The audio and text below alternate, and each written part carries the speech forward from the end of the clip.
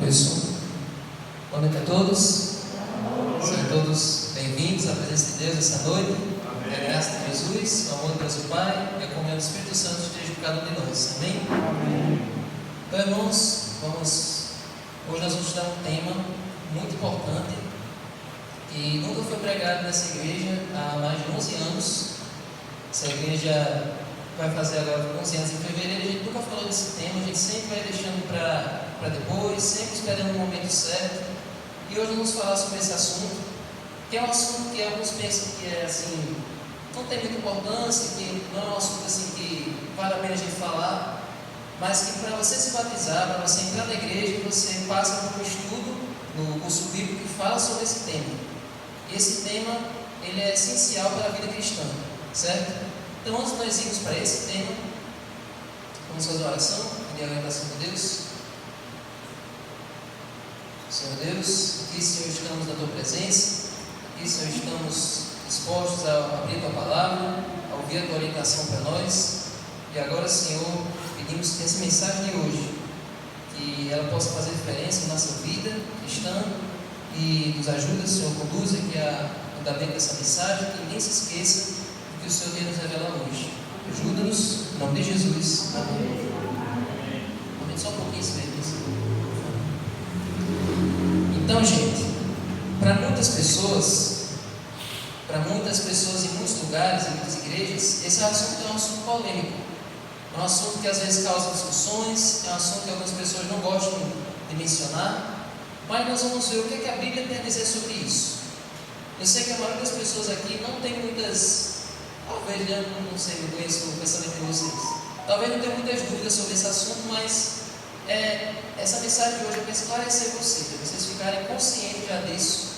E se alguém perguntar depois, vocês sabem como responder, se alguém tiver dúvidas sobre esse tema. Então, deixa eu só testar que está funcionando.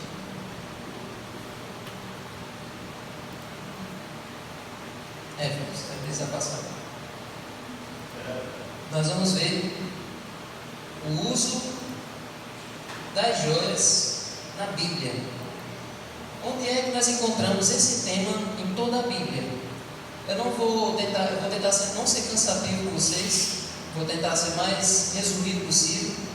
Eu vou mostrar na palavra de Deus onde é que nós encontramos o uso das joias e no final nós vamos ver se a Bíblia apoia ou não o uso disso. Lembrando que essa mensagem não é sobre apenas as joias em si, mas sobre qualquer tipo de adorno, qualquer coisa que a gente coloca em nós para nós ficarmos mais bem vestidos, mais elegantes, mais apresentáveis. Nós vamos ver o que a Bíblia tem a dizer. Depois nós vamos ver qual é a posição do Espírito e profecia sobre esse assunto. E depois, qual é a posição oficial da Igreja Adventista. Então essa mensagem é muito importante. E para começar, nós vamos para a Palavra de Deus. Então hoje, vou passar. Nós vamos ver, primeiro, as joias do Antigo Testamento. Quem foi que usou joias no Antigo Testamento? Como eram os usos das joias, dos adornos no Antigo Testamento? Depois, nós vamos ver as joias do Novo Testamento. Quais foram os personagens do Novo Testamento que chegaram a usar joias? Se o uso dessas joias foi aprovado ou não? Tudo isso nós vamos ver. E nós vamos estudar dois textos que são os textos mais importantes na Bíblia falando sobre isso. No curso bíblico, no Evangelismo, quando a gente está na lição sobre princípios de vida cristã, a gente sempre lê essas duas passagens, e aí a pessoa termina ali o curso bíblico, termina o evangelismo, a pessoa é batizada. Então a gente sempre fala desse assunto, mas muito por cima, sempre assim resumindo o máximo possível para não entrar muito em detalhes. Mas hoje nós vamos esmiuçar esses dois versos, o de que está em 1 Pedro e o que está em 1 Timóteo. Depois nós vamos ver a relação das joias com a escravidão. Será que tem alguma relação dos adornos, das joias com a escravidão? Nós vamos ver isso na Bíblia. Pode passar. E depois vamos ver a posição da Ellen e a posição da Igreja Adventista.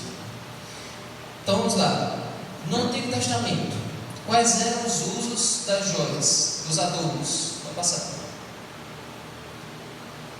No Antigo Testamento, as joias tinham 8 aplicações, 8 significados. O primeiro significado, que é o mais óbvio, as joias eram usadas para a pessoa se adornar, para a pessoa colocar em si para ficar mais apresentável. Então, várias pessoas usavam joias, e sobretudo os reis. Os reis usavam muitas joias, os nobres, os ricos, eles tinham acesso a muitas pedras preciosas, e assim eles se ornamentavam com muitas joias. Então essa era a primeira aplicação. A segunda aplicação que eles colocavam nas joias era usá-las como moedas. Como assim? Usavam como moeda de troca. Se eu queria comprar suas ovelhas, se eu queria comprar seus produtos, às vezes, quando não tinha dinheiro, eu usava as joias que eu tinha, as pedras preciosas que eu tinha, para fazer essa comercialização. E também, quando eu precisava remunerar alguém, eu poderia também usar as joias como uma forma de remunerar. Vamos ver um exemplo disso na Bíblia? Vamos lá para o livro de Gênesis. Livro de Gênesis.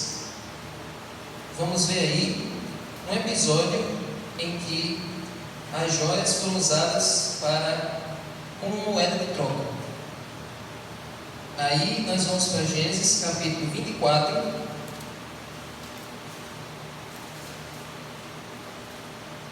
Aqui é o episódio em que Abraão, ele manda o seu servo para achar uma esposa para Isaac, o seu filho. Isaac era solteiro, e aí Abraão mandou esse servo ir na casa dos seus parentes, lá em Harã, para achar uma esposa para Isaac.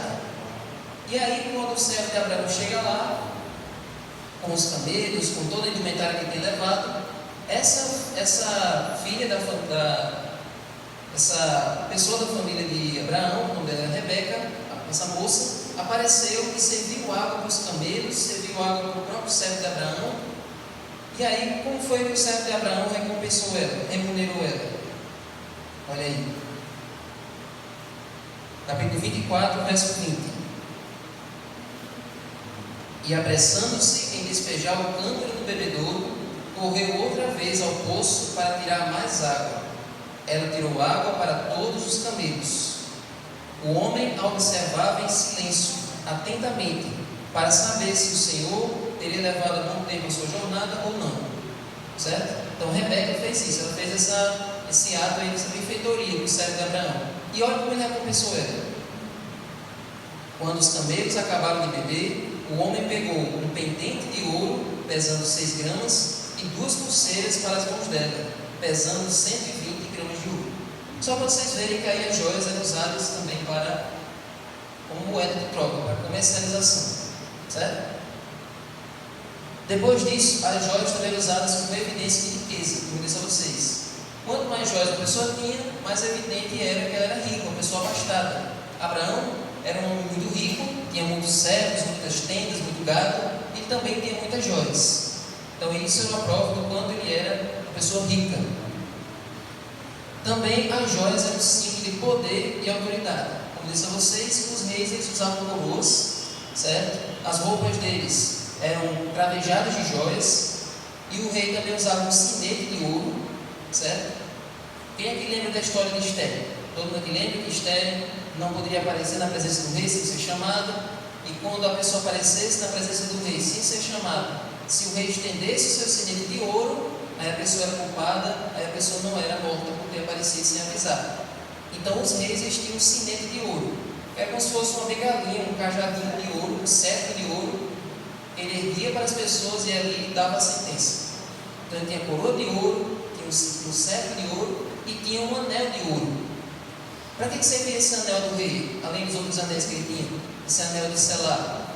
Toda vez que tinha um decreto, toda vez que tinha um documento oficial que precisava da autorização do rei, tinha uma partezinha que tinha uma cera, onde ele colocava ali o seu anel, na ponta tinha algumas inscrições ali, como se fosse um carimbo, e ele colocava ali, e ali tinha o nome dele, o cargo dele e o território que ele comandava.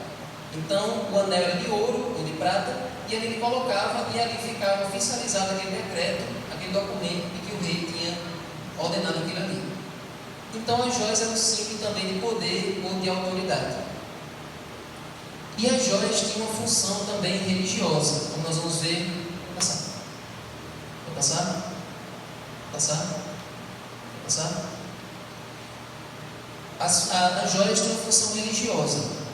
Na Bíblia, no Antigo Testamento, A única vez em que Deus endossou, que Deus autorizou o uso de joias, foi apenas para as roupas do sumo sacerdote.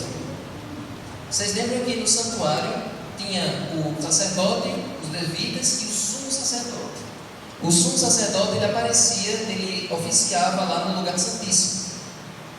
E ele tinha uma roupa diferente, ele tinha uma roupa mais apresentável, uma roupa mais formal, um traje especial para fazer o serviço dele. E essa era a roupa dele. Era uma roupa que tinha vários significados. Então as joias que Deus queria que colocasse na roupa do sumo sacerdote não era só para deixar ele bonito, era para ensinar uma coisa para o povo de Israel. Vamos ver quais eram as joias que tinha na roupa dele no passado. A primeira parte que era com joias, que era uma parte dourada, era essa lâmina de ouro que tinha na testa dele. E nessa lâmina de ouro estava escrito santidade ao Senhor, querendo dizer que o sacerdote e toda a sua família, eles tinham que ser consagrados a Deus. Enquanto ele estivesse na função das suas atividades, ele era uma pessoa consagrada, uma pessoa dedicada inteiramente ao serviço de Deus. Então essa era a primeira parte valiosa que tinha na roupa do sacerdote. E ele tinha também nos ombros 2 pedras de ônix, que era uma pedra também preciosa. E aqui na frente ele tinha esse peitoral, que era chamado de éfode, onde tinha 12 pedras preciosas. Alguém sabe por que eram 12 pedras? 12 tribos de Israel, exatamente. E aí nessa imagem não mostra, mas também do lado dessas 12 pedras, tinha 2 pedras bem conhecidas de vocês. Qual era o nome dessas pedras? Urim e Tumim. Quando Deus queria dizer sim, quando a pessoa queria perguntar alguma coisa e Deus queria dizer sim, a pedra de Urim ela brilhava. E quando Deus queria dizer não, aparecia ali uma nuvem preta, uma escuridão em volta da pedra de Tumim. Então vocês veem aí as pedras preciosas que tinha na roupa do sumo sacerdote. E aqui embaixo, naquele avental dele, naquela roupa que eles chamavam de sobrepeliz, tinha algumas romãs, que eram ali artesanais, e campainhas de ouro. Para que servia essas campainhas de ouro? Era para mostrar. Era para mostrar que o sumo sacerdote estava ministrando lá dentro. Sabe por quê?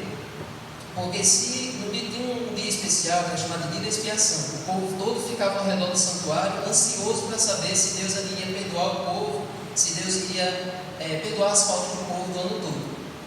E só que o sumo sacerdote ficava lá dentro, lá no lugar santíssimo. Se o sumo sacerdote entrasse lá em pecado, tivesse alguma coisa que ele não confessou, alguma falta que ele não pediu perdão a Deus, aí o sumo sacerdote morria lá mesmo, no lugar santíssimo. E ali, enquanto ele estava andando, quem estava fora escutava as campainhas. Mas aí se ele morria, aí ele tombava e ninguém mais escutava ele andando. E aí o povo se preocupava e tinha uma cordinha amarrada na roupa dele, que se ele morresse, as pessoas poderiam puxar ele lá de dentro, para ele não ficar morto lá no santuário. E ninguém poderia entrar porque era um lugar sagrado, dedicado apenas para os sacerdotes, e um lugar santíssimo apenas para o sumo sacerdote. Dito isso, essa é a única vez em toda a Bíblia, em todo o Antigo Testamento, que Deus ele prescreve para uma pessoa usar joias. Agora um detalhe: Deus não disse para o sumo sacerdote usar joias fora do seu momento de trabalho. Fora do santuário, ele não poderia ostentar aquilo. Ele não poderia usar joias sobre o seu corpo, ele não poderia usar brincos, ele não poderia colocar joias em outra parte do seu corpo. Aquelas joias eram apenas no momento que ele estava no santuário, apenas naquela situação, e as joias elas tinham uma função. Não era apenas para embelezar, elas tinham um significado espiritual, certo? Agora volte aí lá para aquela lista.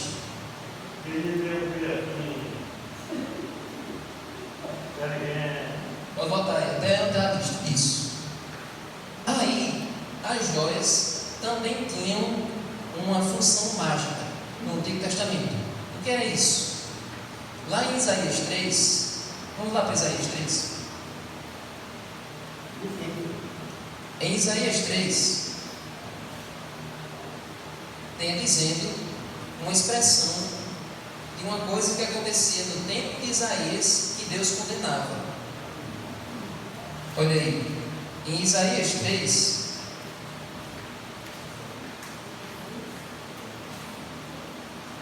3, verso 20. Vamos ler do 18 ao 23.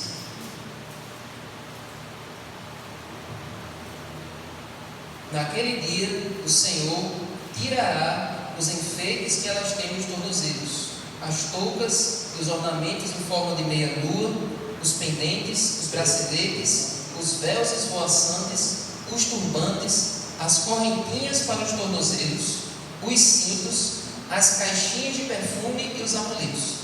Essas caixinhas de perfume aqui não era apenas um frasco de perfume do boticário. Era uma caixinha usada como incenso para os deuses. Era uma caixinha que era usada para afastar o mal olhado. Se alguém olhasse para você e quisesse colocar uma macumba, digamos assim, colocasse alguma feitiço em você, aquela caixinha as pessoas usavam para se proteger dos maus espíritos. Era uma superstição. Isso não era aprovado por Deus. Tanto é que Deus está dizendo que Ele ia tirar isso do meio do povo de Israel. Então, o que mais que Deus ia tirar? Os amuletos, os anéis, as joias pendentes do nariz, os vestidos de festa, os mantos, os chaves, as bolsas, os espelhos, as roupas finíssimas, os enfeites para a cabeça e os véus. Tudo isso aqui nós vamos ver já já, mas eu quis só destacar a caixinha de perfume. Mas já já a gente volta para esse verso. Então pode voltar, já está aí, né? Então, além de tudo isso, além dessa função mágica, além de tudo isso que a gente viu, as joias também eram usadas como oferta. Aqui já... caixinhas feitas de pedras preciosas, um material valioso. Agora, vocês conseguem lembrar de alguma história na Bíblia em que as joias e pedras preciosas no Antigo Testamento elas foram usadas como ofertas? Você sabe? Eu lembro. Pode dizer. Pode dizer. Era quando o garimpo ia e tirava. Quando ele estava aquilo ali, aí ele colocava uma pérola. Era ouro. Ou é uma pedra Preciosa. né? No caso de Caim, ele fazia da própria plantação dele, né? Tá razoavelmente. Mais ou menos. Mas está no caminho certo. Então, a construção do santuário foi um momento em que as joias foram usadas como ofertas. O povo voluntariamente deu todas as joias que eles tinham para poder o santuário ser construído. O santuário tinha muitos elementos de ouro. A arca da aliança era coberta de ouro. O véu que separava o santo do santíssimo era um véu coberto de ouro. Tudo isso só foi construído porque o povo... Caim veio um pouquinho antes. Veio lá no começo da Bíblia. Caim. Enfim. Então, gente, vocês entenderam aí que as joias tinham várias aplicações, algumas corretas e algumas erradas. Algumas foram aprovadas por Deus ou toleradas por Deus e outras que foram desaprovadas. Certo? Agora, gente, um detalhe que a gente... Agora nós vamos ver aqui alguns casos especiais sobre joias do Antigo Testamento, para vocês entenderem que isso não é uma prática aprovada por Deus. Senão Deus, a maior parte das referências bíblicas sobre as joias é sempre de forma negativa. Primeiro, Adão e Eva. Vocês acham que Adão e Eva, eles usavam roupas luxuosas, eles usavam joias? Não. Acho que não? Não. Exatamente. Vamos aí, pode passar, filho. O próximo. Adão e Eva não usavam joias preciosas, não usavam nada luxuoso. E não era por falta de joias, não era por falta de pedras preciosas. Quer ver? Aí em Gênesis, vamos aí para o capítulo 2, verso 11, né? 11 e 12. Do jardim do Éden saíram 4 rios. E nessa região dos 4 rios, olha o que é que tinha lá, dando sopa na superfície. Olha aí, falando dos 4 rios. O nome do primeiro rio é Pison, que rodeia a terra de Havilá, onde há ouro. O ouro dessa terra é bom, e também se encontram lá o bidélio e a pedra de ônix, ou pedra sardônica. Enfim, vocês viram aí que dava assim, na superfície da terra tinha muitas pedras preciosas, ouro ali em abundância. Então Deus não vestiu Adão e Eva com esse tipo de ornamento, porque tinha de sobra sobre a terra. Então, quando antes do pecado, Adão e Eva eles viviam luz, eles não se envergonhavam. Ellen White afirma que eles tinham uma veste celestial, porque eles eram puros, eles eram santos. Mas após o pecado, qual foi a roupa que Deus deu para Adão e Eva? Capítulo 3, verso 21. Olha aí. O Senhor Deus fez roupas de peles, com as quais vestiu Adão e a sua mulher. Então veja, o primeiro casal, Deus não vestiu eles com joias, nem antes do pecado e nem depois, certo? Então agora vamos ver mais alguns casos específicos do Velho Testamento. Pode passar. Esse verso aqui é muito importante. Vocês viram aí que as joias não é algo que Deus vai aprovando desde o começo da Bíblia. Mas agora nós vamos ver Gênesis 35:4.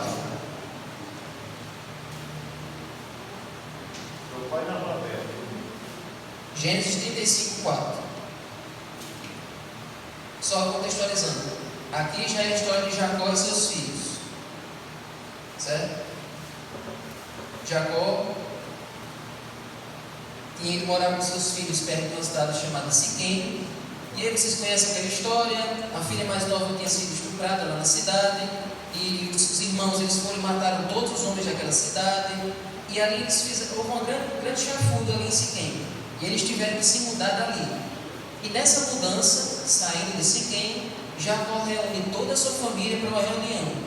E nessa reunião, Jacó diz que eles têm que fazer uma medida drástica.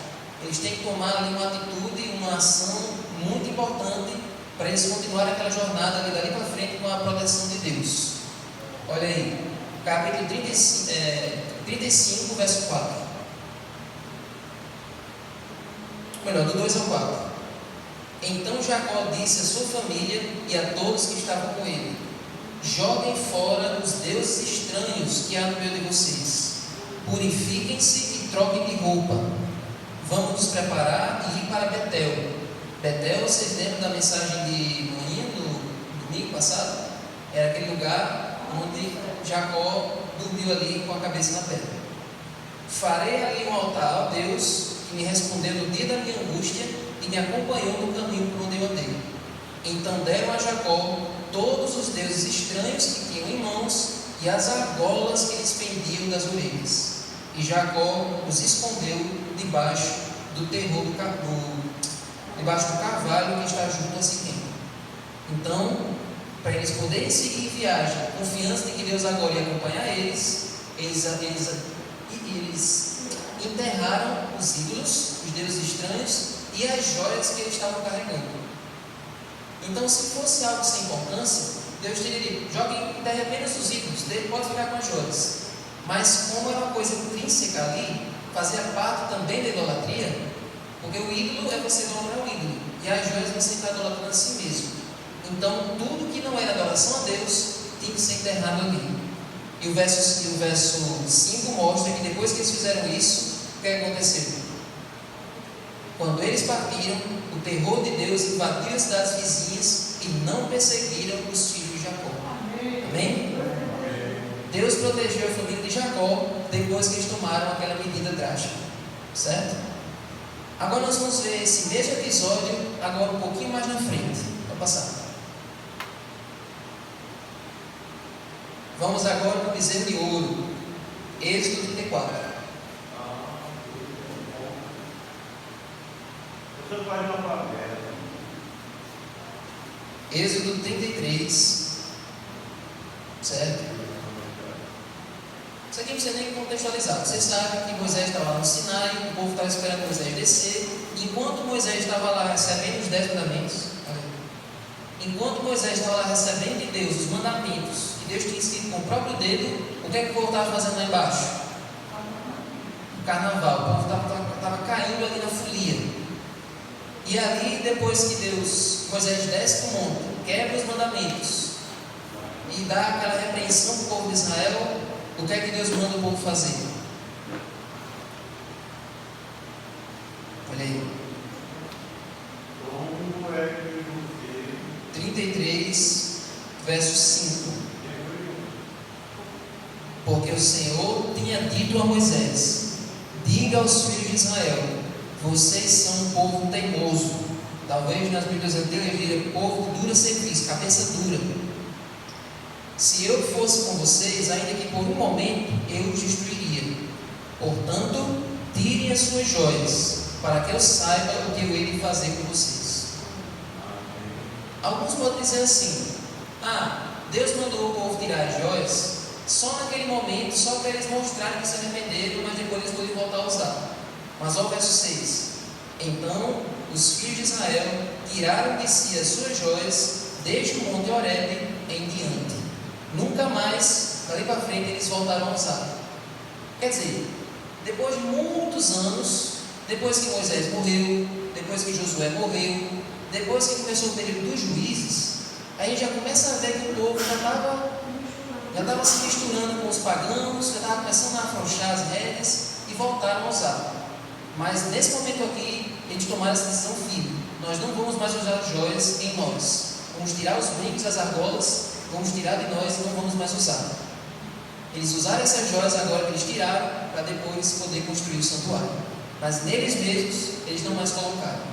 Isso foi uma medida de Deus, uma atitude que Deus pediu que o povo fizesse, para eles se reconsagrarem, para então Deus acompanhar eles no resto da jornada. Se eles não tivessem feito isso, Deus já disse a Moisés: pode seguir, que eu não vou mais com esse povo.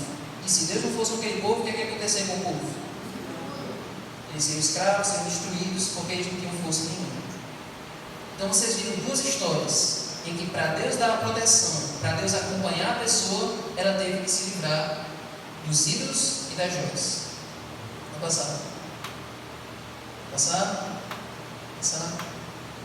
Então, como eu disse a você, os reis, eles usavam coroas e joias para se destacarem dos seus súditos.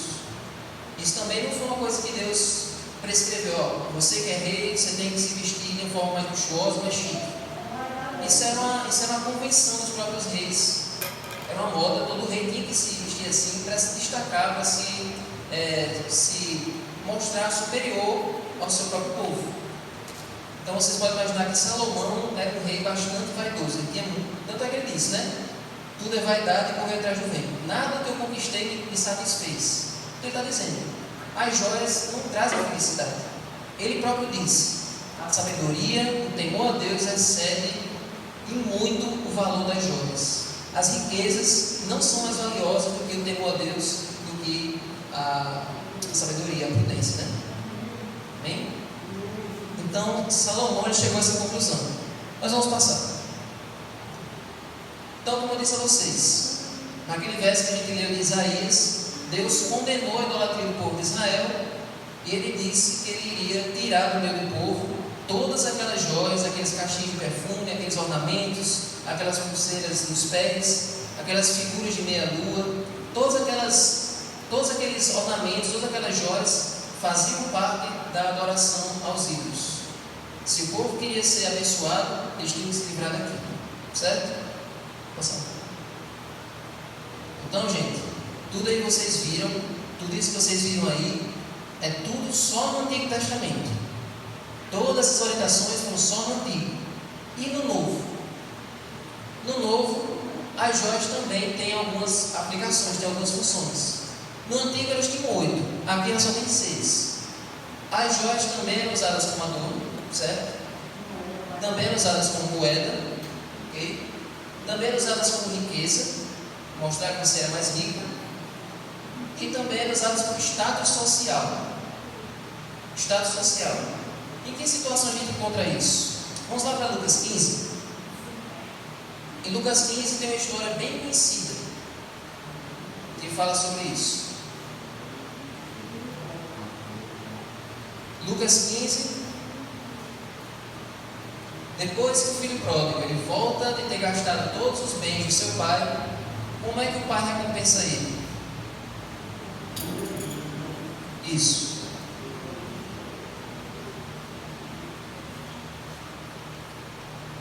Lucas 15, verso 54. Ou Lucas 15, verso 22. O pai, porém, disse aos seus servos: tragam depressa a melhor roupa e vistam nele. Ponham um anel no dedo dele e sandálias nos pés. Então, o anel aí, por que o pai, quando o filho voltou, o pai deu esse anel? Era uma forma de dizer, era uma maneira de mostrar que agora o filho que estava afastado, ele foi reintegrado à família. Aquele que tinha gastado todas as posses do pai, agora o pai recebia ele de novo, com todos os direitos de filho, e com toda a herança, com todo o direito de herança de volta. Então, aquele anel era um sinal de status social e também de que o filho agora estava novamente pertencente à família do pai. É como se fosse um documento que mostrava que aquele filho agora estava de volta à família. Então, as joias também tinham um símbolo de poder e autoridade, e as joias também foram usadas como oferta. Agora, essa é um pouquinho mais fácil. Tem uma história bem famosa no Novo Testamento de as joias sendo usadas como oferta. Não precisa ir lá para o fim do Novo Testamento, não. Pode pensar no comecinho ali. Diga. Vamos lá? Pode passar. Quando é que as joias foram usadas? Mateus 2,11. Mateus 2,11 fala sobre essas joias que foram usadas como oferta. Exatamente. Olha aí. Mateus é um dos livros mais fáceis que tem de achar. É o primeiro do Novo Testamento. Olha aí. Entrando na casa, viram o menino com Maria, sua mãe. Prostrando-se, o adoraram e, abrindo seus tesouros, entregaram-lhe suas ofertas: ouro, incenso e mirra. Olha aí. Só um parêntese aqui. Muita gente acha que os reis magos eram 3 e que eram reis. Mas a Bíblia nem disse que eles eram reis e nem disse que eles eram 3 reis magos. Diz só que eles eram magos que entregaram 3 presentes. Ele e Maria. Entregou para Maria. Exatamente. Então, os magos entregaram esses presentes aí. Esses presentes não eram só para agradar, eles iam servir como subsistência para Jesus e para toda a sua família, para José e para Maria, enquanto estivessem lá no Egito. Jesus nasceu em Belém, mas ele teve que ir para o Egito e ficou lá até Herodes morrer. Até quando ele tinha ali em torno de 12 anos, e aí ele voltou para Nazaré. Então as joias foram usadas como oferta ali, uma oferta para Jesus, certo? Agora, quando Jesus já está adulto, Jesus ele se encontra com alguns líderes religiosos e ali Jesus ele condena a extravagância com que eles se vestiram. Vou passar. Mateus 23.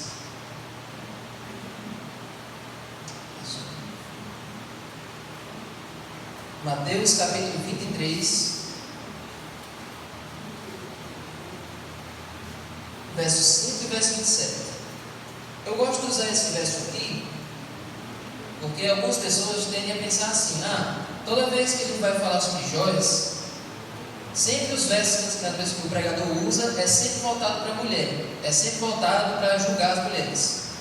Mas essa passagem aqui mostra que esse princípio também se aplica aos homens. Então vamos ver como é que Jesus ele abordou esse tema aí. Praticam a todas as suas obras a fim de serem vistos pelos outros, pois alargam os seus lactérios e alongam as franjas das suas capas. Ou seja, os sacerdotes, os fariseus, eles se vestiram de um jeito assim extravagante, exagerado, para eles serem notados. Eles tinham o costume de ir para as calçadas, de ir para uma esquina, e lá eles oravam em voz alta, com os braços abertos, e ali eles colocavam aquelas indumentárias que eles usavam à mostra assim, para todo mundo ver o quanto eles eram santos, o quanto eles eram consagrados, o povo aplaudir: ó, como você é consagrado, como você teme a Deus. Aí o verso 27. Olha a comparação que Jesus faz. Ai de vocês, escribas e fariseus, hipócritas, porque vocês são semelhantes aos sepulcros caiados ou pintados de branco, que por fora se mostram belos, mas interiormente estão cheios de ossos de mortos e de toda podridão. Olha aí. Misericórdia. Então, Jesus disse: ó, vocês são como sepulcros.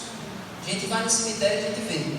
Tem túmulos ali que são que nem como se fossem tronos, um negócio assim bem ornamentado, com as flores, com detalhes ali. Tem aqueles túmulos de gente que é uma coisa bem simples, tem aqueles túmulos mais caprichados, com muita coisa. Então, Jesus disse que os fariseus são que nem esses túmulos. Por fora, aquela coisa mais esplendorosa, e por dentro eles eram podres, por dentro eles eram sem vida. Tanto é que foram eles que acusaram e mataram Jesus. Então, a aplicação dessa mensagem toda não é apenas para as mulheres, é para todo mundo no geral. Homens e mulheres devem seguir esse princípio que nós vamos ver já, da não extravagância. Ok? E aí, nós chegamos no detalhe importante. Eu não vou ler porque não vai dar muito tempo. Mas vocês sabem, quem aqui já viu essas duas mulheres alguma vez na vida? Não presencialmente, mas na Bíblia. Já ouviu alguma pregação sobre essas duas mulheres? Mas só você viu. Você viu. Pronto, está vendo agora? Apocalipse 12 e 17. O que é mulher em profecia? Está dizendo igreja. Em Apocalipse 12 fala de uma igreja verdadeira. Em Apocalipse 17 fala de uma igreja falsa. A igreja verdadeira, ela tem uma coroa de 12 estrelas na cabeça e a lua debaixo dos pés, e ela está vestida do sol. Só esclarecendo, as 12 estrelas representam ali os 12 apóstolos, a lua representa a Bíblia, a igreja está fundamentada na Bíblia, e ela está vestida do sol, porque é Jesus que ilumina essa igreja. Jesus é o sol da justiça. A igreja do Apocalipse 12 é uma igreja pura, é uma igreja simples, é uma igreja modesta. E como é que é a igreja do Apocalipse 17? Olhando assim para ela, o que vocês acham? Como é que ela é? Olha aí. Soberba, extravagante. Ela era coberta de joias, e aí na mão dela está segurando uma taça de ouro. E o que é que tem dentro dessa taça? Quem lembra? O sangue da sua prostituição, ou seja, ela estava embriagada no sangue dos santos. Então, embriagada com o sangue dos santos. Ela tinha matado tanta gente, tantos seguidores de Jesus, que ela estava embriagada com esse sangue. Então, eu vou estudar sobre essas profecias lá no futuro, mais depois. Detalhe interessante: a roupa dela era de púrpura. Púrpura era uma cor, era um tipo de roupa que só quem usava eram os reis. Uma pessoa comum não usava uma roupa da cor púrpura, era uma cor usada pelos reis. Então vocês estão vendo aí, era uma roupa cara. Então vocês estão vendo o contraste da igreja de Deus e da igreja falsa, certo? Uma igreja é modesta, simples, e a outra é extravagante e abusa da riqueza, né? Pode passar. Sim, agora o uso correto. Apocalipse 14. Eu estou achando que vai ter uma parte que eu vou deixar para a próxima semana.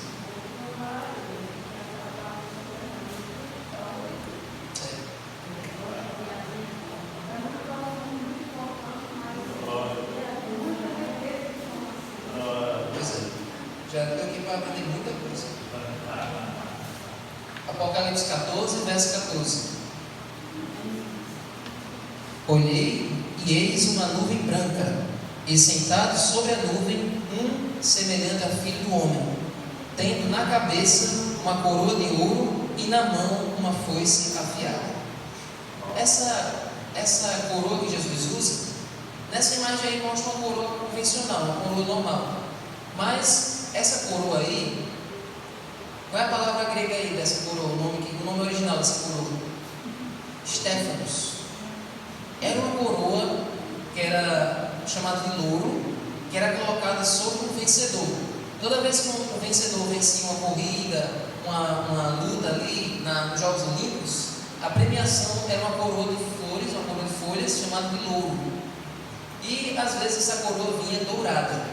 Então a palavra que se chamava uma corrida de Angola. Uma corrida de Angola. Isso. Então, Jesus ele usa uma coroa, que não é essa coroa aí, é uma coroa de ouro chamada Stephanos, uma coroa de vitória. E por que Jesus usa essa coroa? Para simbolizar, para mostrar que ele havia vencido, que ele venceu Satanás, que ele venceu o inimigo, e todos aqueles que venceram junto com ele, ele também vai recompensar com a coroa da vida. Amém? Apocalipse 3 mostra essa recompensa que todos nós devemos buscar. Ou melhor, capítulo 2, Apocalipse 2, verso 10. Não tenha medo das coisas que você vai sofrer. Eis que o diabo está para lançar alguns de vós na prisão, para que sejais expostos à prova, e passem por uma tribulação de 10 dias. Seja fiel até a morte, e eu lhe darei a coroa da vida. Amém? Assim como Jesus está usando essa coroa, ele também vai colocar uma coroa na cabeça de cada salvo. Ele vai estar na recepção do céu, recebendo cada um de nós e premiando a cada um conforme as nossas obras. Ele vai nos cobrir com uma vestidura branca, uma roupa branca, que quer dizer, hoje essa roupa representa o nosso caráter, e lá essa roupa vai ser o traje dos salvos, um traje limpo, mostrando que a partir desse momento nós não vamos mais cair em pecado, não vamos ter mais natureza pecaminosa e vamos viver eternamente diante de Deus santos. Então, gente, o céu vai ser um lugar onde as riquezas não vão ter fim.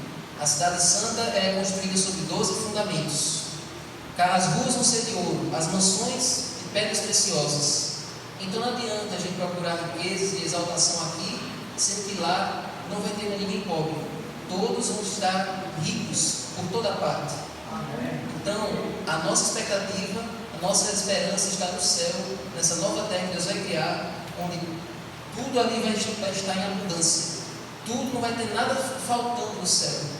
Porque acima de tudo nós vamos ter Jesus e é Ele que nos preenche. Ele nos preenche desde agora e vai nos preencher completamente no céu. Amém? Então que nós possamos tomar essa atitude hoje. Nós possamos dizer hoje que nós somos dele. E que se nós somos dele, Ele nos preenche completamente, não sentimos falta de nada para provar o nosso valor. Então vamos ficar de pé? Vamos reafirmar essa decisão? Obrigado a Deus. Ainda tem uma segunda parte dessa mensagem. Outra vez eu continuo, porque acho que domingo é isso.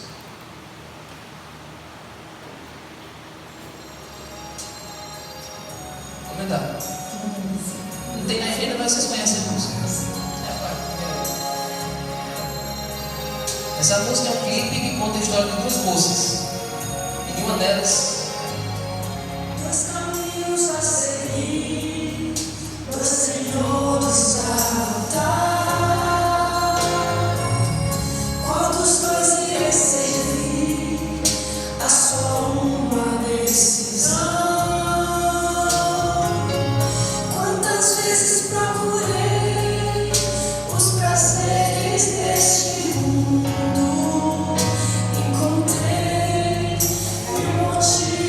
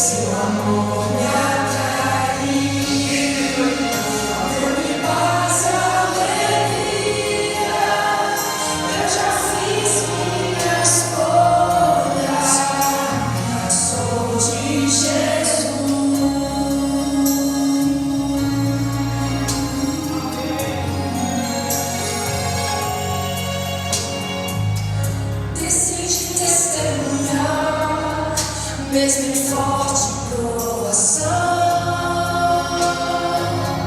rejeitando pela fé o pecado e seu sabor.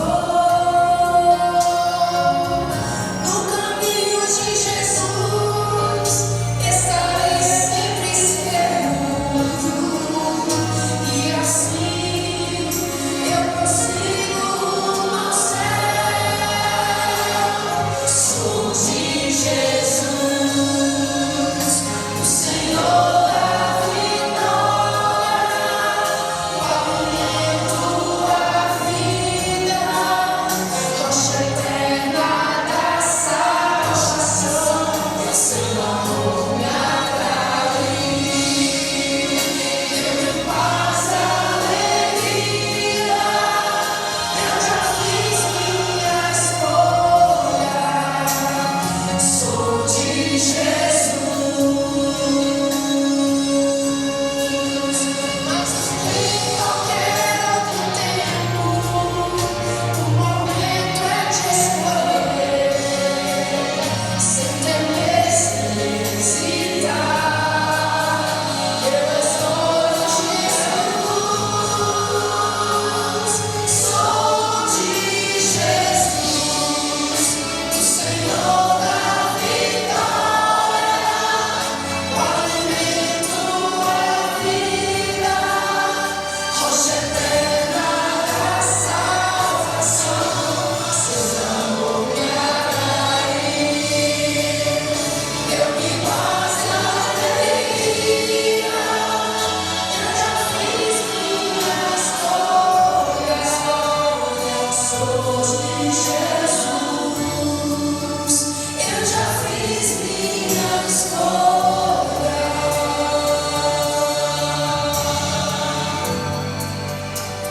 Sou de Jesus.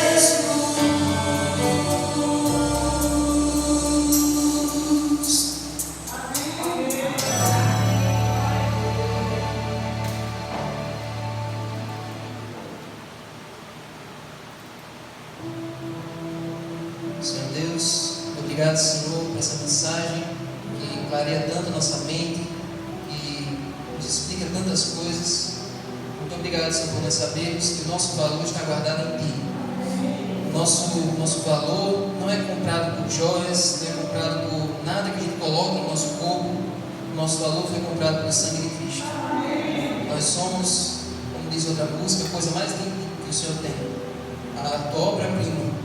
Então, se nós fomos feitos para a tua glória, nós não devemos nos envergonhar e nem nos vender por nada desse mundo. Que nós possamos, Senhor, entender que o Senhor nos preenche, que o Senhor é nosso pastor, nada nos faltará e o Senhor não nos faltará. Então, Senhor, que essa mensagem fique no nosso coração. E outra vez nós vamos continuar, mas só com isso nós vimos hoje, nós já entendemos o quanto o Senhor é importante para nós e suficiente. Nós não sentimos falta de nada. Leva-nos para casa em paz, dá-nos uma boa semana, em nome de Jesus. Amém.